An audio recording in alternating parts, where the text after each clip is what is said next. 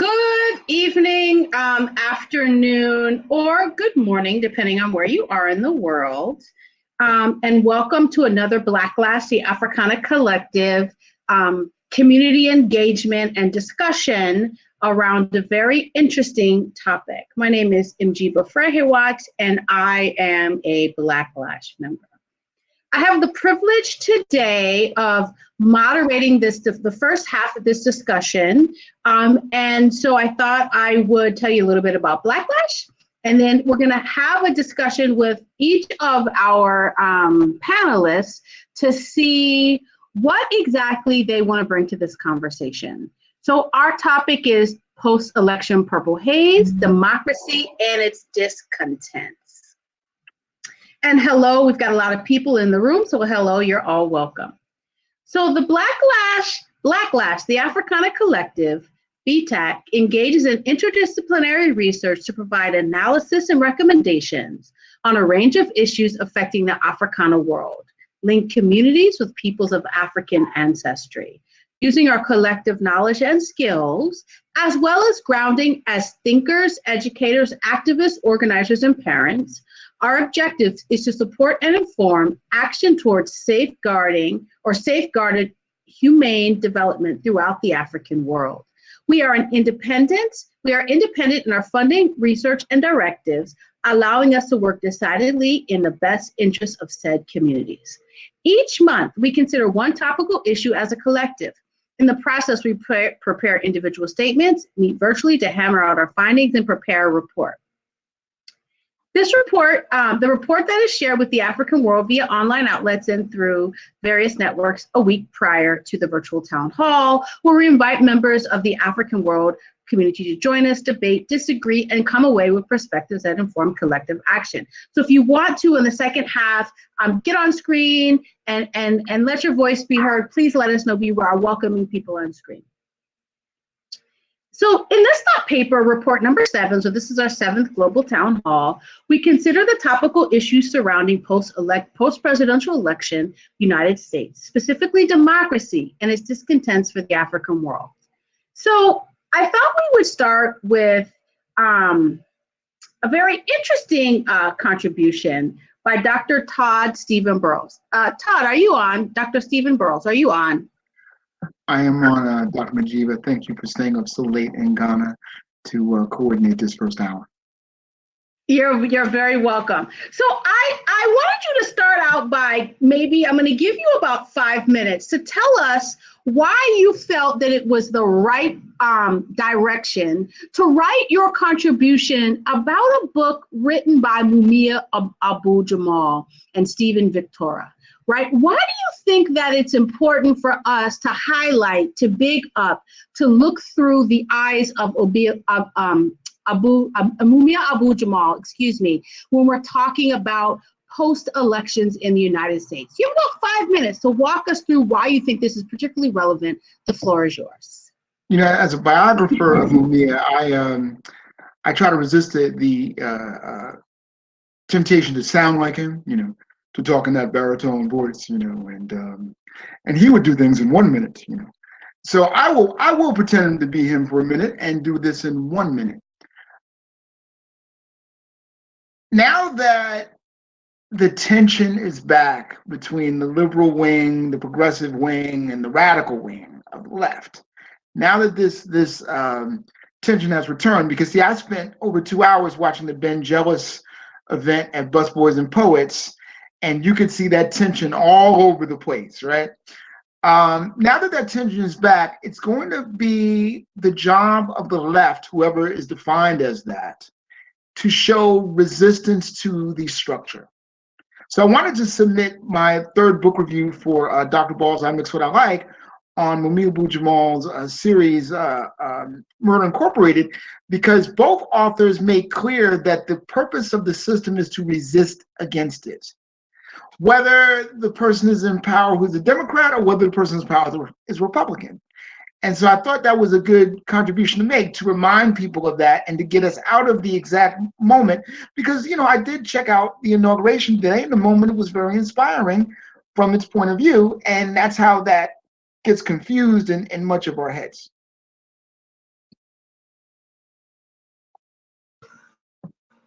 Excellent. Thank you very much. I'm very grateful for that contribution. So in your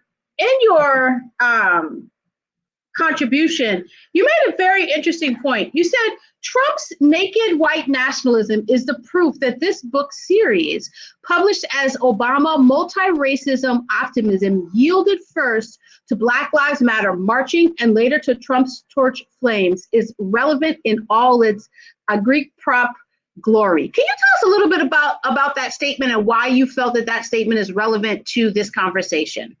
But I think I said agitprop, Gloria. I'll Yes, make sure. please. Yes, please. Yes, please. You did. All right. Well, very simple. When I read the first volume, and Dr. Ball can attest to this. I mean, I wrote a review saying, okay, is this relevant? Right? Because we were still in those Obama years, and so many people were so comfortable, and people who knew this kind of analysis were relatively quiet. And so, the first volume read like, okay, this is a bunch of stuff that many of us already know. And so it's not relevant to us, and then it's not relevant to people who won't care about it because they're in Obama land. Now, that seemed like a very long time ago, but that was only like 3 years ago. We were just getting out of Obama into Trump. Now that Trump has done us such a favor and shown not only is this a white nationalist country, but it's a white nationalist country that needed a leader to combine all of the white nationalist elements into one. Now we're in a situation where we can't help but see it. Even liberals can't help but see it, right? So now the book reads like something that needs to be understood and accepted, no matter how painful it is to accept it.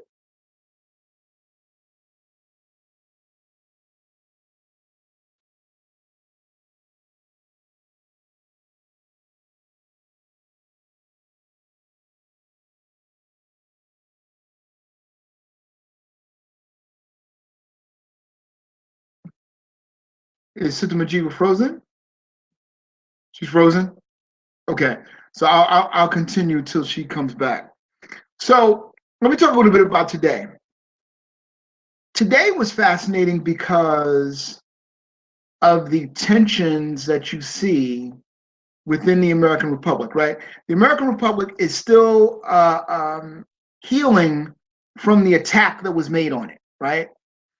So the inauguration, from my point of view, was this kind of attempt at healing. And interestingly enough, it was definitely an attempt at healing, but it was also trying to do these kind of symbolic overtures to the left, right? Probably the best overture they did. I'll put the Howard University marching band in second place, right? What was in first place was this young poet who's like 22 years old, who's from Harvard, and who is an activist and who is studying the Africana diaspora. And as I was joking with my colleagues here before we went on the air, I said, this person is either going to be America's best friend or worst enemy in the next 10 years, because, we don't really know where she's going to go, which is the question, right, that we're asking. We don't really know what's going to happen next. We have an idea. But I'd like to point out, E. Franklin Frazier had an idea too, and he was very convinced of what was going to happen, which he thought was nothing, right? That's why he wrote The Black Bourgeoisie, because he said, okay, y'all Negroes ain't doing nothing. You're just part of the status quo. You're not part of the movement, etc.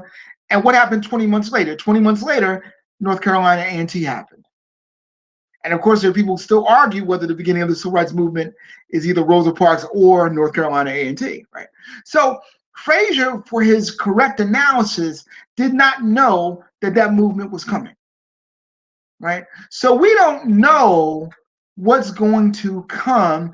We just know that there are many elements who are trying to fit as many different ideological passes as possible. Because like I said, when I go back to the Ben Jealous Busboys and Poets events, you had all these people who kind of sounded like they were radical, but they were really kind of liberal, but they know how to sound radical.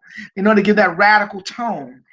And the reason I wanted to make sure that people remembered Mumia in this is that Mumia actually has a record of resistance.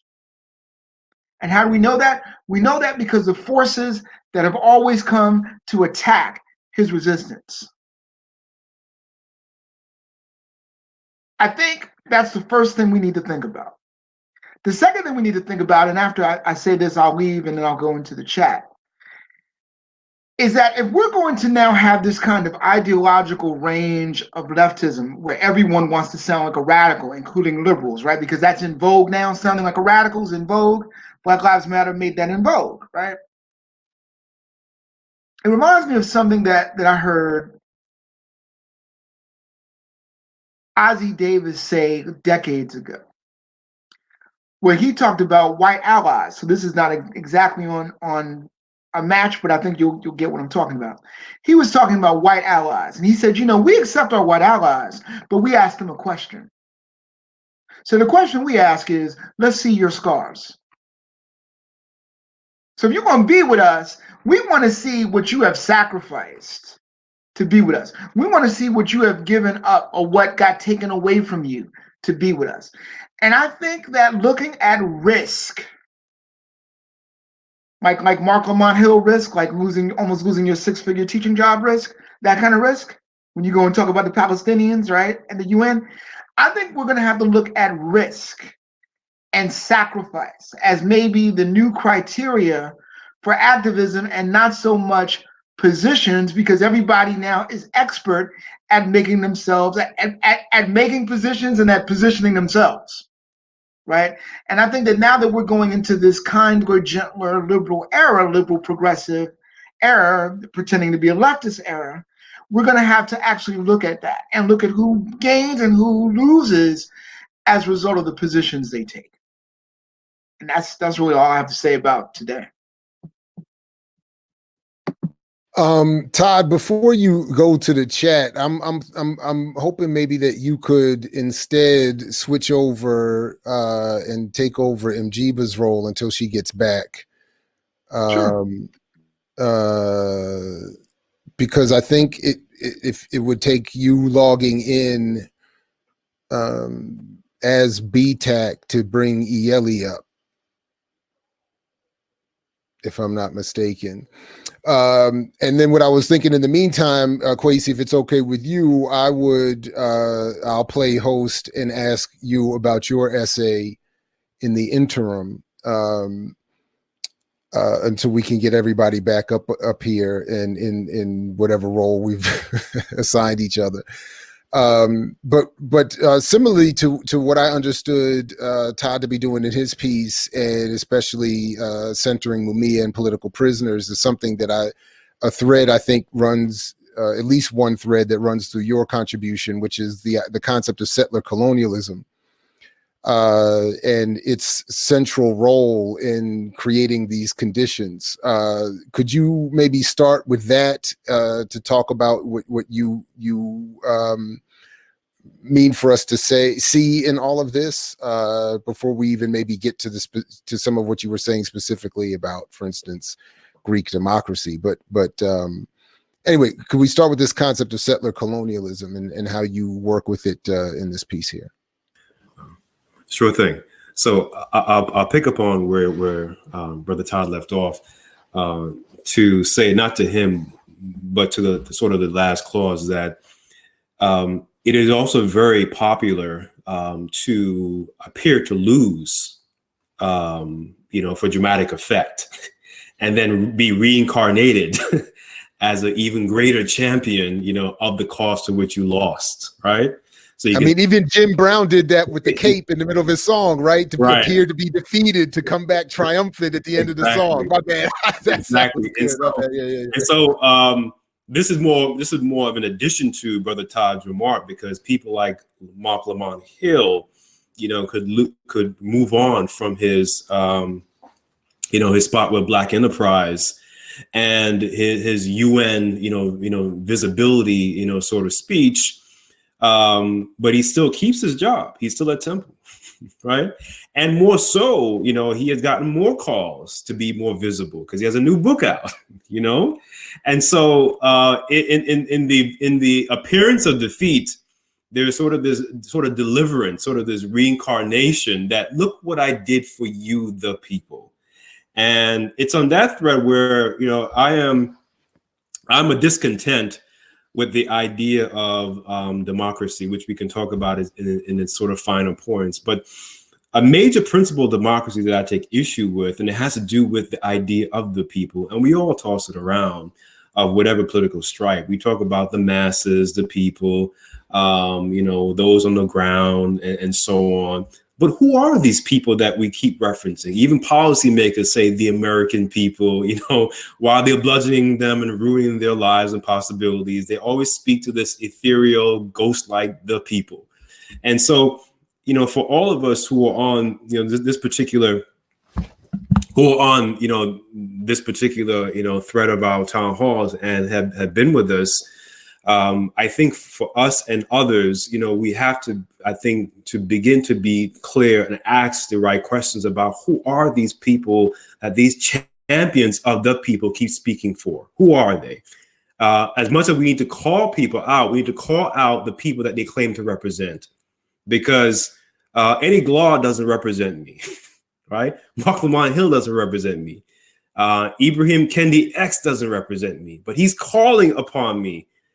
He has recruited me, and he has spoken on my behalf as a father, as a husband, as a scholar. He's calling on all these parts of me. And, I resist the idea of being, recruited into these, into this amorphous camp. And so one of the ways in which, we get recruited into these,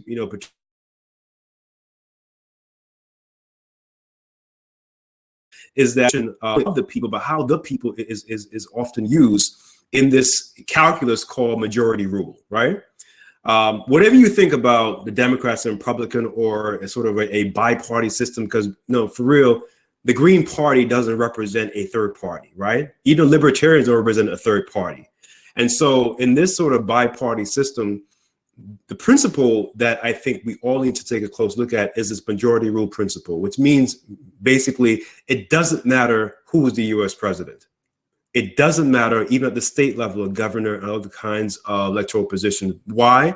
Because majority rule simply means that 50.1% of the collected and counted votes, and I'll come back to the word counted in a moment, is what registered, which means 49.9% of the votes never count. And I'll emphasize the word never counts, because it's a majority rule, which means unlike perhaps, sort of African forms of politics where it's consensus, meaning that you have to have some tough battles and make some concessions. In a majority rule system, you don't have to make concessions, right? And we saw this as Todd spoke about the Barack Obama era and sort of Republican instructionism, precisely because of the principal majority rule. So rather than think about this tit for tat or this kind of seesaw between children on both ends, is really the principle of majority rule that sets in play the sort of circus that we call U.S. politics. And that majority rule principle also means that in most cases, a Republican Party leaning state who has an elected majority will always remain a majority. So it doesn't matter those 49.9% vote. And if Republicans move to a Democratic majority state, it still doesn't matter if that majority rule principle is in place. And people may say, well, what about, states flipping, right? Like Georgia in this electoral cycle. Well, few do, and they do not because of the state, but because of a particular county. That goes back to redistricting and redrawing particular lines that are often nonsensical, but they work to keep intact what? The majority rule principle. And so a major point that I think we need to focus on in terms of whatever use we can squeeze our electoral politics that we decide, we have to tackle this very, premise of the majority rule principle to really get at, why it doesn't matter who's elected, why it doesn't matter which party you vote for, why what we think is democracy is not the thing called democracy, but it is simply a symbol of something that people put their lives on the line for because they believe the religion of democracy rather than what it really is.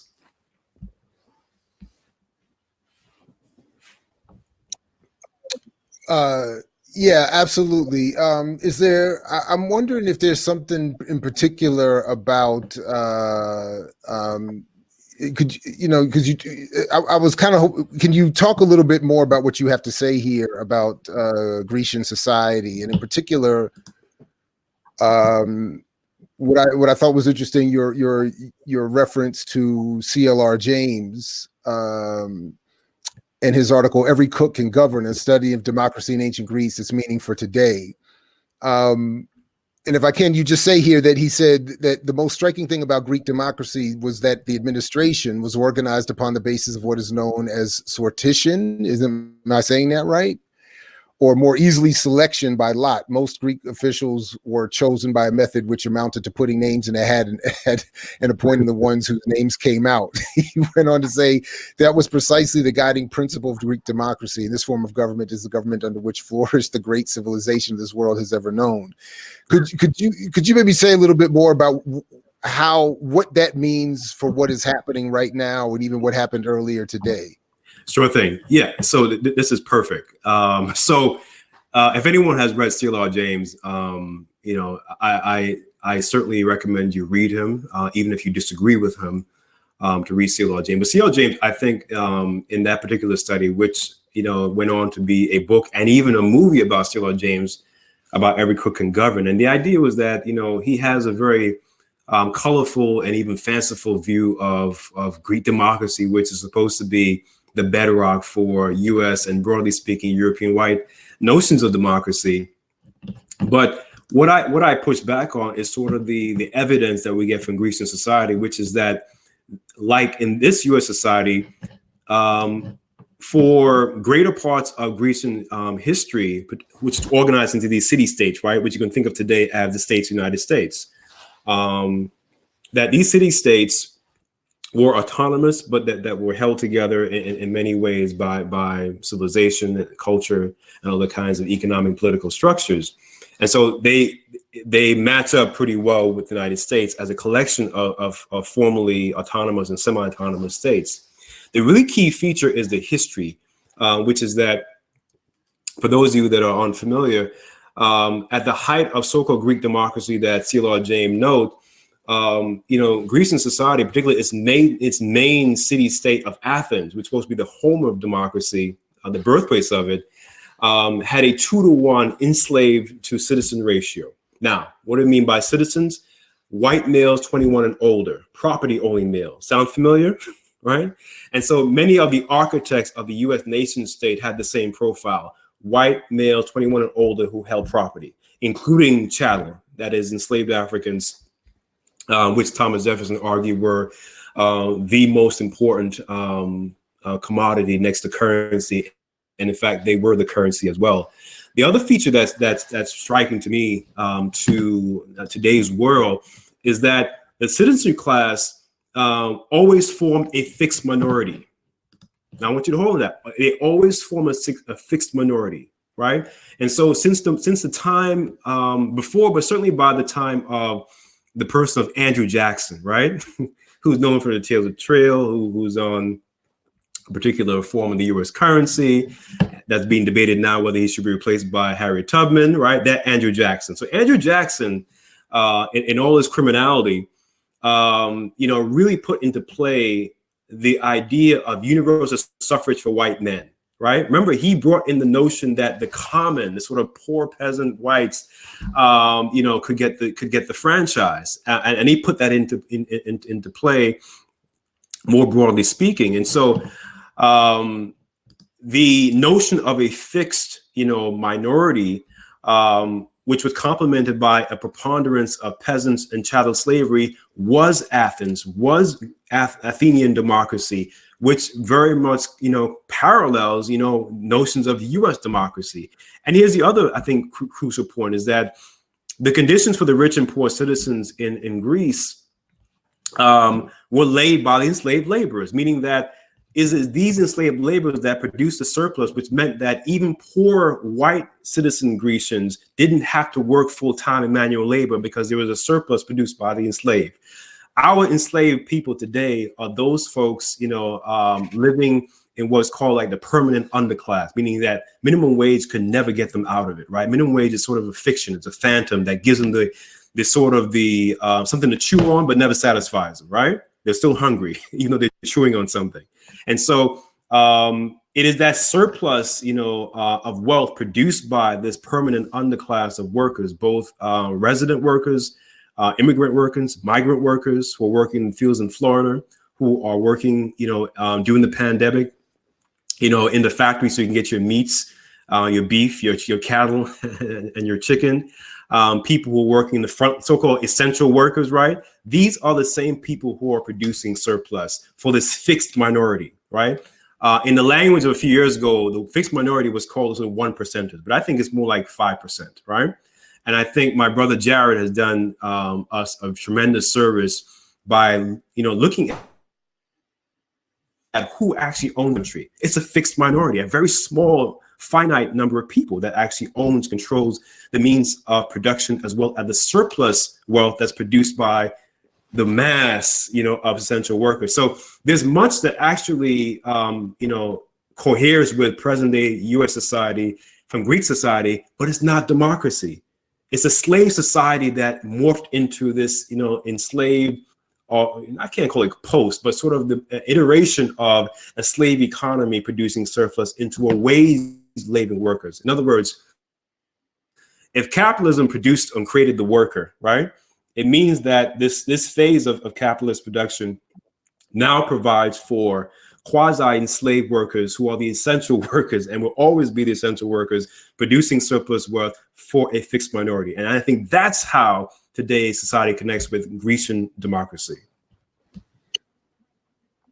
Can I literally follow up on what he just said and literally take it to today? Because what you just said is so what's going on if your premises are taken correctly.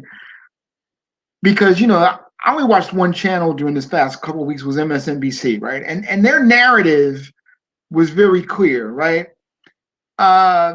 Democracy was threatened on January 6th, and Joe Biden was running in like the Lone Ranger or whatever to come and save American democracy, right? To bring dignity back in. And that's a narrative, and you talked about narratives. That's now the dominant narrative, at least within the liberal circle, and it's trying to gain traction within the centrist circle and the conservative circle. That's one thing that I think you said that matches to today. The other is what you said about the minimum wage, because Biden has said no to a bunch of very progressive things, but one of the things that he wants to get passed is a $15 minimum wage. And that has been a call that the progressives have had, at least now for the past 5 years or whatever. So the one bone he's giving to the left that they actually want, not some watered down version of what they want, right, is this minimum wage that you're saying is going to keep people within the same structure. So I thought it was very interesting that what you talked about really linked to literally today.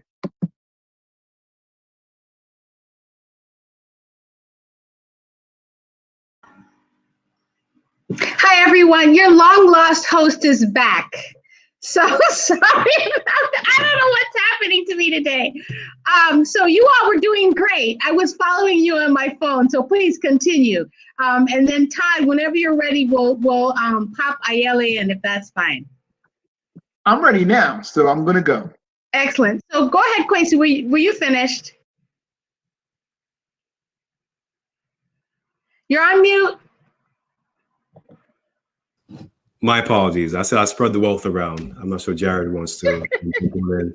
Actually, I tagged him to say that Jared was brilliant analysis. That was my segue. Jared, so the floor is open.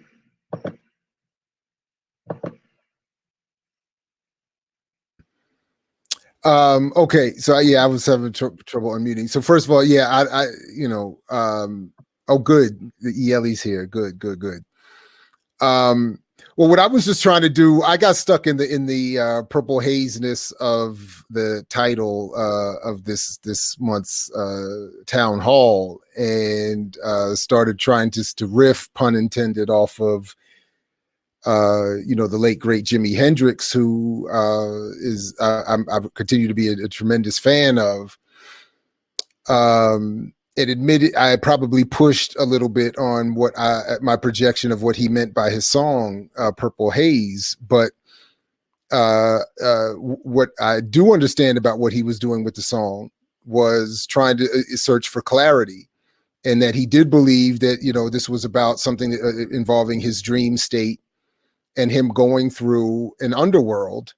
The difference being in this case that he was saved in his dream by Jesus Christ, and I'm simply projecting onto him that he would have eventually come to realize that it was Ma'at helping him through the underworld, because as he says in the song, that girl put a spell on me. So anyway, but then I was also just trying to riff off of the idea that how do you get the color purple, which is apparently by blending blue and red. And my argument is that our Black politics have become purpleized in a purple haze because of these two Democratic and Republican parties and the stranglehold they have on our intellectual capabilities, largely mechanized through a monetized process of funding pundits and funding marketing and funding ads and funding politicians and funding commercial media spaces to make sure that all of the brightest and most intelligent from all of our communities are brought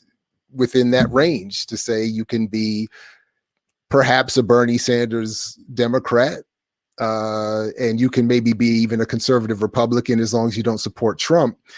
But you cannot be, certainly a Black radical who moves beyond these structures and actually wants, in this case, to have the clarity of a Black politics, which, as we've talked about before, would require a very different approach and engagement to the electoral process, if there is to be any at all.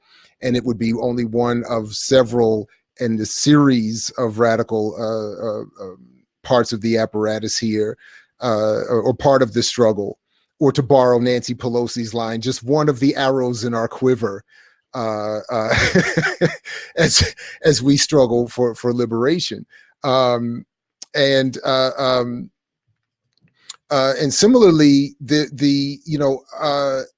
on some level, I admit to hope that I'm coining this because I don't remember reading it. I want to borrow from Black Agenda Report's use of the Black Misleadership class, by saying that there's a Black misjournalist class that, as well, that is pushing this. And I'd use the moment where, our dear beloved Morgan State graduate April Ryan chastised her fellow Black journalists for leaking the audio that revealed Biden's true relationship to the so-called Black civil rights leadership that I think Brother Kwesi brilliantly outlined does not speak for us, but yet was still at the table to be chastised and demeaned on our behalf, as if it's like, if I want to send somebody to get their butt whipped on my behalf, I could just go do it myself. The point is, if you're going to send somebody, they're supposed to win for you, not just take the beating for you. But we keep sending people that consistently want to lose and are paid well to be in the room to lose. And again, as Kwesi points out, to have it, but to have it repackaged for their own selves or their own class or their own careers as a victory, because they can go up there, claim to represent us, take an L, and then have that L be part of their future branding as being justifiable leadership. We're already seeing it with the squad and AOC now, and all of them. They're already going back on what they ran on to get elected. And then part of what they do to justify going back on what they ran on to get elected is to say, but we're fighting hard for you. And it's the Republicans holding us back and the white supremacist terrorists holding us back. And I'm saying, but anyway, again, I could have gone up there and taken the L myself, but we elected you, or ostensibly someone else elected you to go do it, not to take another L. Anyway, so that's just, anyway, that was just, the my attempt at an intervention here. And the last point I would just want to emphasize again on the way out is that just like what I've seen happen, I think we've all seen happen over the years, whenever something like this happens or there's a crisis, we certainly saw it after Freddie Gray here in Baltimore. We're seeing it writ large after George Floyd, is that after we suffer another trauma, the same misleadership that pre-existed or predated the trauma is brought back and rebranded as legitimate once again. And after last week's invasion of the Capitol, or whatever they want to call it, we're seeing that all over the place. Eddie Glaude, to Kwesi's point, has a renewed status now as a radical spokesperson on behalf of us, because he was able to give some impassioned commentary on TV about these white folks invading the Capitol, which, I mean, put in historical context is come on. Anyway, I'll stop there and hold back in. So, Brother Jared, I want you to think through a question, and then we'll come back around, right? Because in your piece, you say we are running out and need to move quickly and militantly leftward to a brighter day. And we need now ask, as did Jimmy, is it tomorrow or just the end of time? So I wanted you to really talk a little bit more about sort of what are some alternatives to this quote unquote American democracy projects, right? Sister Ayala, we're going to come to you, and then we'll kind of do a whoop around it. And Kwesi, I have some questions for you also. Hopefully you didn't answer all of them. Ayala, the floor is yours. Hi, everyone. I wanted to first draw attention to what Todd's mentioning in the chat. He's got some tea to spill about our brother Eddie Glaude, apparently. So I wanted to put a pin in that as well. I didn't have a whole lot to add. I think, my little light contributions to the previous conversation about the election, this is going to be equally liked. So I think just like Jared kind of got caught up in the Jimi Hendrix Haze story, I started getting caught up in The Wiz. I think it's because I watched it recently, and this question of this metaphor of like purple poppies, like the poppies that are Dorothy and the crew sniffed and got high on and got sleepy on. And we saw that on full display today. My whole family is kind of, we're glued to the TV, myself included, watching the inauguration. People are wearing pearls and chucks, all over the internet, and Howard University jackets, and we're sniffing flowers, man. We're really excited about the representation. The phrase I think I've heard the most on multiple news stations today was someone who looks like me, someone who looks like me, someone who looks like me. And I think that there's something to be said about what that means for children, maybe, which is, I think, another reason why The Wiz came to mind, because I kind of knew that this was going to happen once we saw Kamala be sworn in and heard all the singing. But I think we as adults really have to charge ourselves with some adult responsibilities and raise questions like, well, do they think like me? Do they have my best interests and the interests of my children in mind? Are they heading me? Are they leading us toward a future that in which I thrive, in which there's justice, in which there's liberation for me and my people? So it goes back to Kwesi's essential question, which is the people who, right? And I think that's kind of always where I'm grounded, like who's included in these conversations, who are we referring to? But the poppy high is really the purple haze that we're kind of in deep today is really something that not only clouds our imagination. I think someone in the chat mentioned that, and that was a really excellent point, that this type of politics locks us in, but it also blocks our ability to imagine political futures and political possibilities outside of it. But it blocks our emotional response. Like, we're not even understanding the fear, the destruction, like the fact that there are at least 70 million Americans who don't even want today to look like it did. however we feel about today, that have lethal intentions for us and folks who don't align with them. So I think the poppy high distracts us from all kinds of things that we need to be thinking about. Poetry is poppy like, I think, not to take anything away from the brilliance of Amanda Gorman and her ability to just write a beautiful poem. But again, we're just celebrating African people sitting at the head of an evil empire. And there's a part of me that really can't let that kind of go somewhere else and not be not be true. I think that there's something to be said about I guess this question of ancestors that also has been coming up a lot today. Like, beside the "someone who looks like me" phrase, we see a lot of we hear a lot of, this is the realization of our ancestors' prayers, and we're standing on the shoulders of list of Black people. All, like, we're invoking all kinds of ancestors a lot, throughout the day. But I'm just kind of, in my real cynical mind, I was kind of thinking, which ancestors are we referring to? Are you the same Negroes that had Indian in your family? What would those ancestors be thinking about today? Indian in your family? What would those of us with maroon ancestry be? What would those ancestors think about today? Since nationhood and sovereignty is so important, and people are crying and blabbering about America, this beautiful nation. Don Lemon was almost choked up talking about how beautiful America is last night, and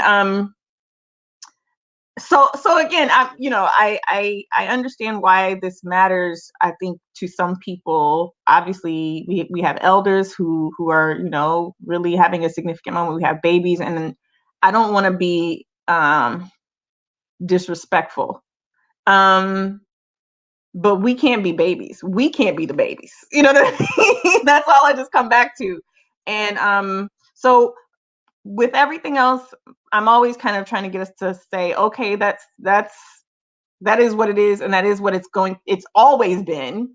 What are we gonna do? Black people, what you gonna do? The last poets, they're like my muses. They're in my head all the time. So, how do we move through this moment, ride it out with our folks, and then figure out how to redirect that focus back to the internal conversations, the internal work that needs to happen, so that we're not like kind of lulling ourselves back to complacency with like the old racism, the racism we're used to, the racism we're comfortable with. I'm not saying anything everybody else hasn't said and said better, but I did have an interesting thought, or maybe a question about something Kwesi said. And that was about this concept of African political consensus, as maybe an alternative to kind of the overemphasis we maybe put on democracy, or the ways in which we don't really examine what it is. How do we, Kwesi, like, find practical ways or methods or strategies? What can we pull from these African political practices to kind of bring ourselves back to consensus? If we're looking, again, internally, what we're going to do politically, how we're going to kind of manifest our own political will outside of and beyond what's happening with the American settler colony. How do we bring consensus to the table? Could Black people reach consensus about an issue? I'll stop there. Cool. Is that a question for me to answer, or Njiba, did you want to? Yeah, I want you to answer the question, but before you do, Ayala, I want you to think through, because you actually are kind of taking us where I wanted us to go. One of your second to last statement, you suggest, in any case, I hope we find a way to move away from social thirstiness and dysfunctional political relationships. I hope we can locate alternative water sources in real life and in our political lives, and continue to tackle the all-important question raised by the last poets. Black people, what you gonna do? And so I want you to, so I really would love, and Kwesi, if you can kick this conversation off, give us some alternatives about what we really should be doing as an African nation, as Black people in America and these other spaces. Because as Kwesi rightfully said, the majority, is the majority really the majority? And how does that impact African people in spaces where we somehow believe that we have more access to democracy than we have? So Kwesi, the floor is open. So we have about 12 minutes left of this section that I horribly moderated, and I do apologize to the collective on that one. So we'll take Kwesi, and he can make his contributions. We'll slide to Jared, and then we'll check in with Ayele. And I think we have a question in the chat, Kwesi, about C.L.R. James's book. If you can throw the title in there, Kwesi, the floor is yours. Sure thing. And so the title of the article actually is in our report. So I would recommend folks download that report. There's a link, I think, on the bottom. There you go. Thank you, Brother Jared, for that report. And then on the resources, I think, page, there's a full citation for those and other works that Jared, that myself, that Todd, and others recommended. So you can check that out. Ayele raises a great question, certainly for consensus. And I think she's already answered that question in her earlier, contributions by noting that how we behave within our organization, by organizations, I'm referring to in our families first and foremost, right? In whatever shape that family takes, my wife and I, we have a child that is not from the two of us, but it's my child and it's her child. And so whatever formation in which configuration in which you have your family, I'm always, not going to apologize for focusing first on, within your family, because that to me is the most important institution for which you can then have these linked communities with other families. And I'll take as a case study very quickly, our Black Lives Collective. In a few months that we've been together as a collective, though we've known each other, well before then, we had a rough patch or so. But if I can turn the mirror inside out to say to everyone that's joining us, wherever you are in the African world, and that rough patch was about, ideas, of which we doggedly disagreed. And we brought evidence to bear, we brought passion to bear, we brought ideas to bear. We hashed it out, both virtually and over email. And actually, we came out much stronger. And so I think, consensus doesn't mean we all have to agree. That's probably a very misleading premise, that we all have to agree. We have to be uniform, right? Have to be unified. The word unification is too abused, right? What we need is a functional unity. That is the kind of collectivity whereby you can and should have a hashing out, but that hashing out doesn't mean that we have to what? Fragment, right? It has to be atomized into pieces. And often that's what happened. At least my experience in organization has been that I'm sure many of you that are with us can testify to that once you have that one fallout and you know what that fallout is, there's no coming back, right? And so I think, to Ayele's exceptional question, whether it's within family or community-based organizations, it is to have, intentional space to hash things out, but with the promise and the premise that we are going to remain together however we come out of that hashing out, right? Because oftentimes hashing out means breakup. And that breakup means feeding the fragmentation that is cancerous within our communities, right? It's almost a death sentence. So I think that's the way to imply, or at least to employ, some of those ideas. And hashing out means spending time. But I think the beauty in doing so is that we realize that hashing out and spending time makes us more human. I've known Jared for years, but the time that we spent, together through this collective, I've known him differently, right? And I think that spending time together is how we build communities across virtual and real, state line borders, even international borders. I've known Njiba for years, from Howard onward. In this collective, we've had to, have some disagreements. But guess what?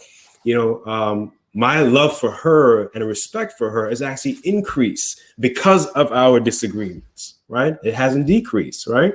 And obviously, we're still here together. So It means something. So I think in a real way, we can operationalize, and anticipate and make consensus, not unification, but just a way to work through, a bridge to get us across that particular hump so that we can get on with the work that we have in front of us.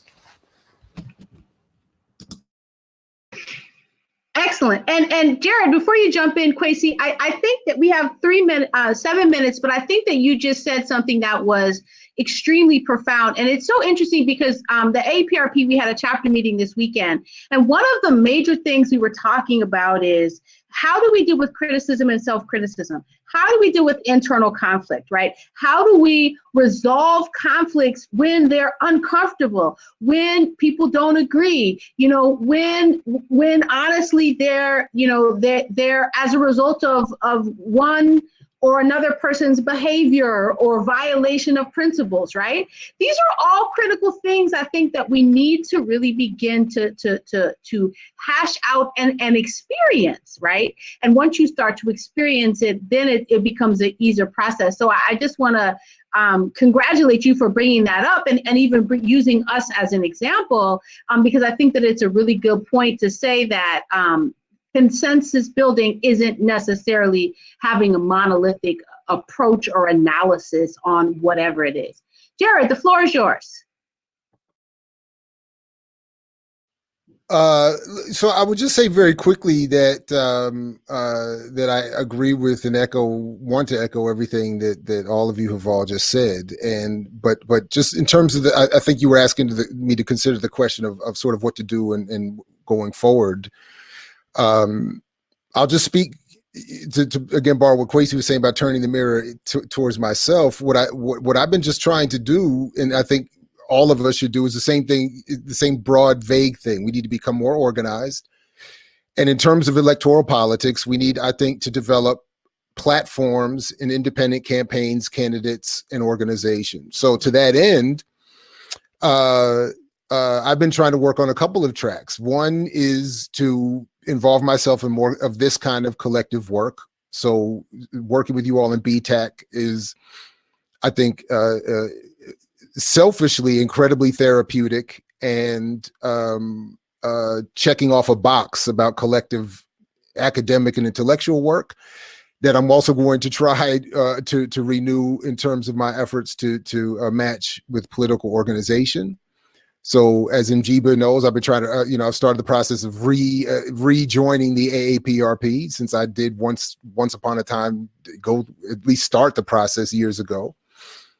And similarly, I'm also trying to do, by the way, these are the sort of the tenets of George Jackson's plan that I've always wanted to adopt. He said we need a secret army. I'm not advocating that. I'm not doing that as much as I might acknowledge the importance historically to political struggle of that element. But he also said we need alternative political parties, and we also need an alternative press that in part is there to help popularize the concept of revolution.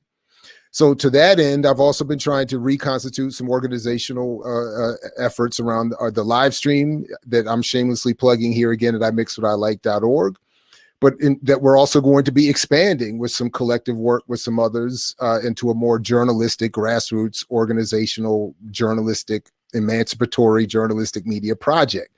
So, and then lastly, I'm going to advocate, I haven't said anything, I'm just now thinking of it in this way, but I want to advocate to this group that at some point over the next 4 years, if not sooner, we start to evolve our own electoral approach that we recommend, that we say, here are some platform agenda items, here are some candidates maybe, here are some, I don't know, party structures we advocate or don't advocate. I don't know, something along those lines to say, if people are going to engage in electoral politics, here's how I think we should be doing it. And it's something that I think we should be starting, not just as our collective, but in general now, so that in 4 years, when we hear the same refrain from the Democratic Party apologists and paid spokespeople that we have to support whatever lesser of evil is going to be necessary, because the next 4 years are literally going to get worse under Biden.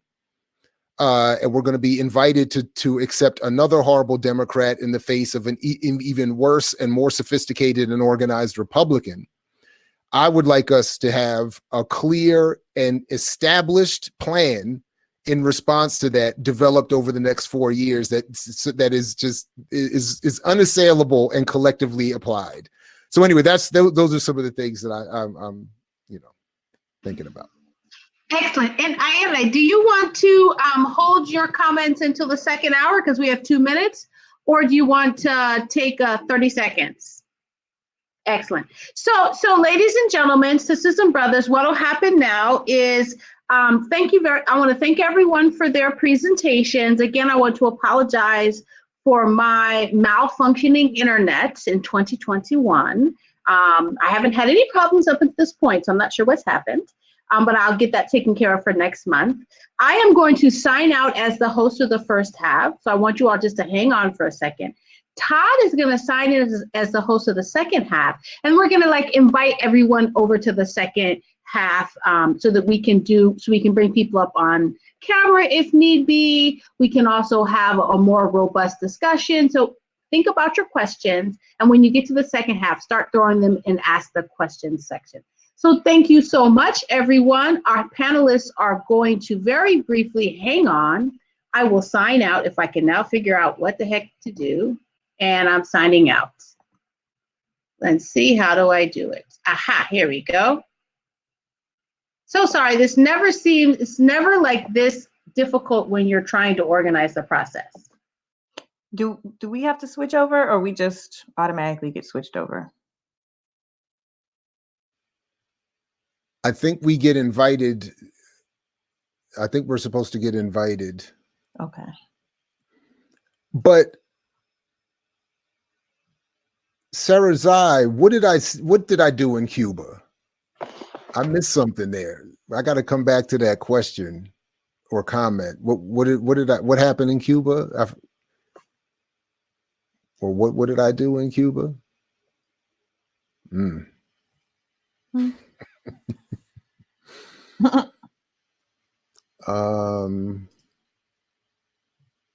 Or I think we could just switch over. Yeah, if I'm maybe looking we up can at the top. Yeah, I it think looks I like can I click on can just that. click. Yeah. I'm gonna try it.